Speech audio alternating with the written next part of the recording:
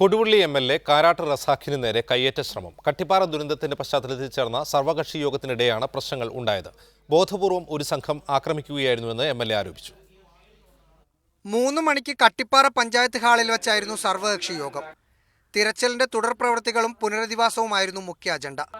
വേണ്ടത്ര പരിഗണന ലഭിച്ചില്ലെന്ന് പറഞ്ഞ് യോഗം തുടങ്ങിയ സമയത്ത് തന്നെ ഒരു പറ്റം ചെറുപ്പക്കാർ ബഹളം വെച്ചു.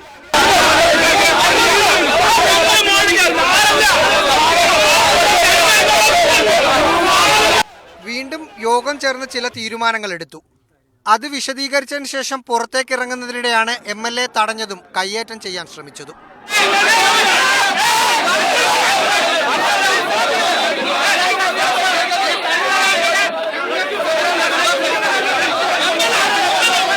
എം.എൽ.എ. താമരശ്ശേരി താലൂക്ക് ആശുപത്രിയിൽ ചികിത്സ തേടി. യോഗം അവസാനിച്ച് പിരിഞ്ഞു പോകുമ്പോൾ എന്നെ കയ്യേറ്റം ചെയ്യുകയും എന്നെ പുറത്തിറങ്ങാൻ അനുവദിക്കില്ല എന്ന് ആക്രോശിക്കുകയും ചെയ്യുന്നതാണ് കേട്ടിട്ടുള്ളത്.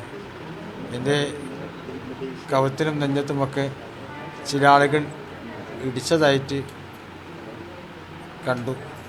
എം.എൽ.എ. മർദ്ദിച്ചുവെന്ന് ആരോപിച്ച ഒരു പറ്റം ചെറുപ്പക്കാരും രംഗത്ത് വന്നിട്ടുണ്ട്. റാഹീസ് റഷീദ്, മീഡിയ 1, കോഴിക്കോട്.